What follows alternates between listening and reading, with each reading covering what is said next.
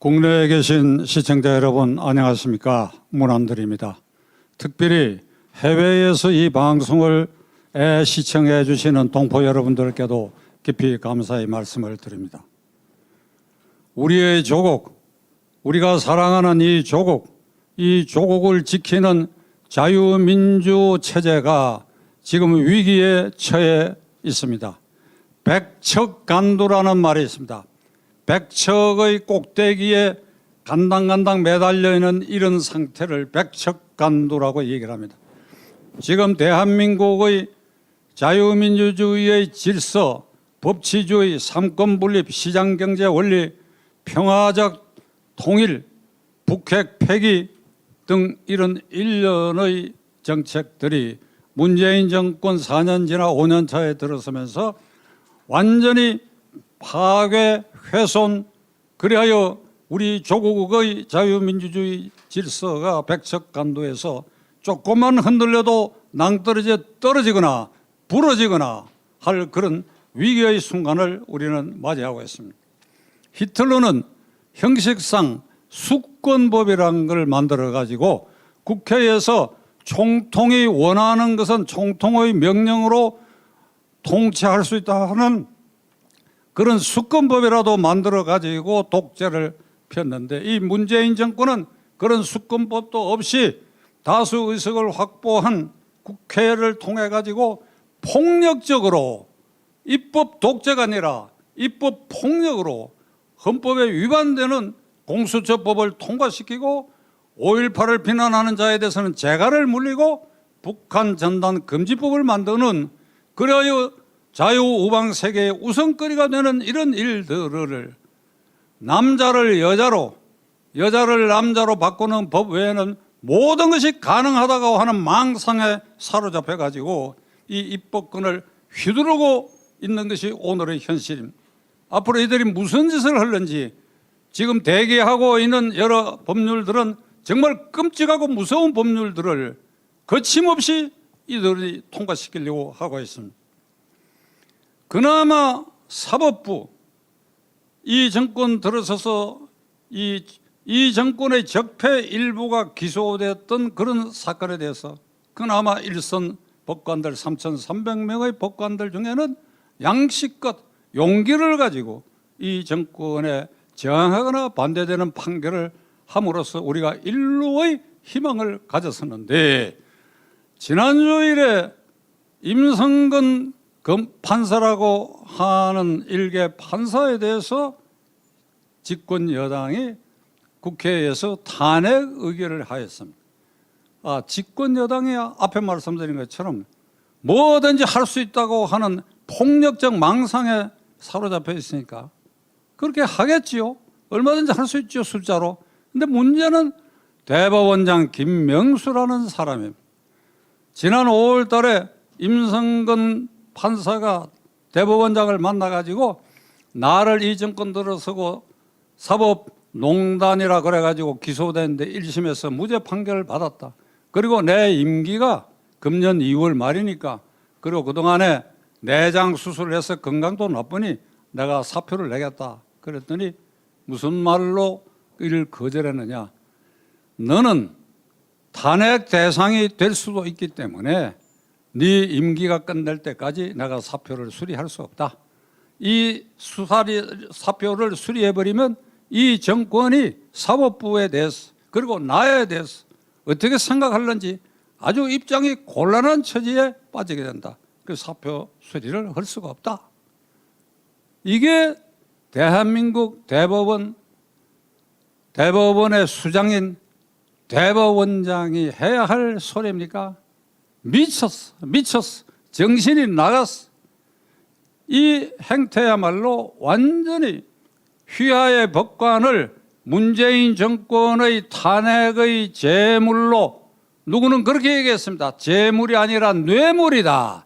임성근 판사를 문재인 대통령에게 바치는 뇌물로 바쳐가지고 국회에서 탄핵하게 해서 정권의 불리한 판결을 앞으로 할 가능성이 있는 것에 대해서 족쇄를 채우기 위해서 거기에 대법원장이 발맞춰 가지고 사표 처리를 거부하고 탄핵의 길을 열어줬다. 오늘이 토요일입니다. 월요일 날 김명수란 자가 출근하는지 안 하는지 지켜봐야 되겠습니다. 만일 출근한다면 저는 지금 제 마음을 다스리고 있는데 화요일 날 아침 출근길에 저 혼자라도 가서 한번 막아볼 생각이에요. 저와 제 동료들, 저 의견에 동조하는 사람들, 이런 자가 대법원장 자리에 앉아. 그러니까 이제 문재인 정권은 입법, 행정, 사법부 이 3부를 완전히 장악해버렸어요. 김명수 대법원장이 임성근 판사하고 나눈 그 대화록이 공개되지 않았다고 한다면, 그리고 그 대화록이 없었다고 한다면 임성근 판사가 완전히 거짓말쟁이로 몰릴 뻔한 일이 우리가 모르는 사이에 지나갔습니다. 민주당 실세 의원들은 대법원장을 나무라는 게 아니라 판사가 대법원장하고 면담하면서 어떻게 녹취를 하느냐, 이게 녹취를 하느냐. 일반 판사들이 대법원장을 믿질 않아요. 임성근 판사가 이미 2차례에 걸쳐서 법원 행정처 차장을 통해 사의 표명을 했는데 대법원장이 거부한다고 하니까 그 의도가 의심스럽고 그 의도가 정부 편향적인 것이 명백하기 때문에 증거를 남겨야 되겠다는 생각으로 녹취를 했는데, 이 녹취를 안 했다고 한다면 인간 임성근은 완전히 몹쓸 사람 취급을 받고 거짓말쟁이가 될 뻔했는데, 이 녹취록 때문에 김명수가 거짓말쟁이로 판명됐습니다. 지금 해외 토픽에 대한민국 대법원장이 정권의 입맛에 맞도록 탄핵의 제물로 바치기 위해서 사표를 수리하지 않았다는 게 대서특필되고 있어요. 대한민국의 국격을 이렇게 손상시키는 일이 지금 벌어지고 있는데도 우리가 이것을 어떻게 참아내야 할 것입니다. 시청자 여러분, 탄핵 얘기가 나왔으니까 말씀인데, 그래, 이 국회가 임성근이라고 하는 부산지방법원 부장판사를 탄핵을 해야 할 순간입니까? 만일 이 국회가 제정신이 바뀌고 제대로 돌아간다고 한다면 이 국회의 탄핵 이론은 누가 되어야 될 것 같습니까? 시청자 여러분, 한번 말씀해 보십시오. 이게 청중이 앞에 없어서 소리가 안 들립니다만은 누가 이 국회의 탄핵 1호가 되어야 될 것 같습니까? 문재인 대통령 문재인? 그렇죠. 문재인이가 탄핵 1호가 되어야 됩니다. 박근혜 대통령이 탄핵될 때에 그는 국정농단 사건으로 수사 착수가 돼가지고 기소도 되지 않고 재판에 회부되지도 않는 상황에서 언론에 보도된 국정농단 사건 그것만으로 따지고 보면 풍문만으로 그는 국회에서 탄핵을 당했습니다.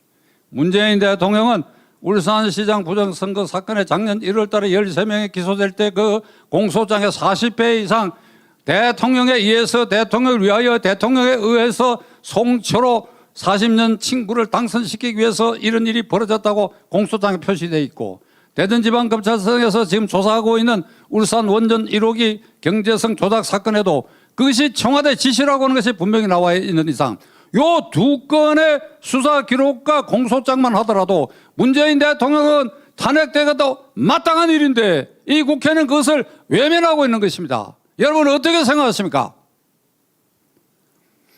박수 소리가 아주 요란하게 들리는. 감사합니다. 이번에 북한에 이 원자력 발전소를 지어주겠다고 하는 문건이 이렇게 폭로됐습니다. 산업자원부에서 작성했던 것이.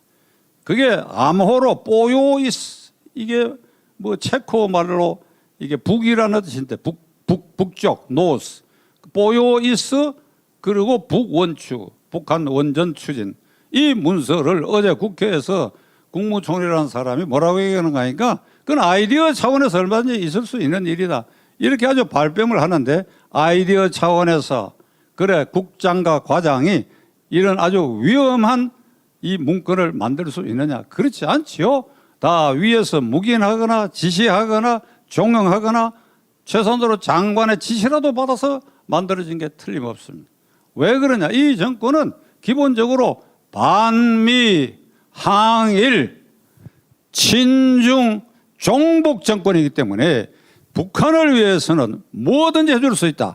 남쪽의 원전은 폐쇄하더라도 북한이 원하면 정전협정이 평화협정으로 전환되기 전이라도 종전선언을 하고 제재가 해제되면 원전이라도 눈 딱 감고 지어줄 그러한 속성을 가진 종북 정권이기 때문에 그 분위기에서 이런 문건이 만들어졌다고 한다면 검찰이 철저하게 조사해서 그 윗손은 저 꼭대기까지 분명히 다 있으리라고 저는 확신합니다. 시청자 여러분, 4월 7일 서울시장 선거가 있습니다. 이게 자칫 잘못하면 이 정부 여당의 후보가 당선될 가능성이 굉장히 높아졌습니다. 보궐선거의 성질상 이 투표율이 낮은 데다가 야권이 지리밀렬해서 혼란이 계속되고 있는데 여기에다가 이 정권은 공매도 주식 문제 그리고 주택에 대해서 5년이나 10년 뒤에나 효력이 나올 터무니없는 걸 어저께 발표를 하고 그다음에 재난지원금을 전 국민이라 그러면 서울, 부산 합하면 그게 벌써 1,500만 명쯤 되니까 그 서울, 부산에 전 국민에게 그리고 선별적으로 자영업자들에게 선거 전에 퍼붓겠다는 겁니다. 이런 모든 수단 방법을 총동원해 가지고 이 서울시장 자리를 확보하기 위해서 혈안이 되어 있는데 성공할 가능성이 나는 매우 높다고 생각합니다.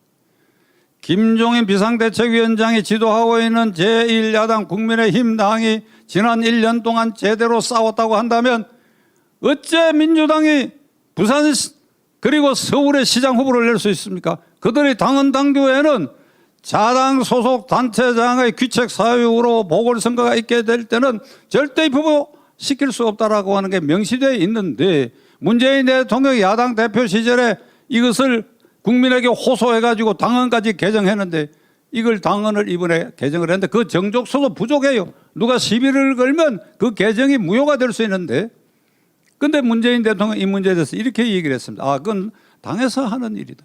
그러니까 모든 것을 안면몰수하고 내로남불이고 원칙 없이 가능한 일이면 무슨 일이든지 한다. 무슨 일이든지 한다. 북한의 원전도 지어줄 수 있다. 무슨 일이든지 한다.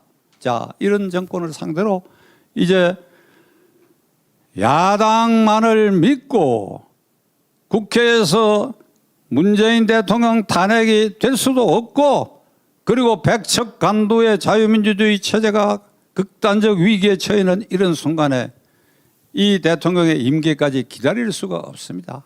하루라도 빨리 청와대에서 내려오게 해야 돼요. 끌어내려오게 해야 돼요. 끌어내려오게 하는 것은 국회의 야당 몫이 아니라 그들은 이미 싸울 이기와 지략과 능력이 상실된 사람. 오로지 헌법상 제1기관인 국민, 대한민국의 주권은 국민에게 있고 모든 권력은 국민으로부터 나온다. 우리 국민이 저항권을 행사하는 것입니다. 이거는 헌법상 보장된 권리입니다.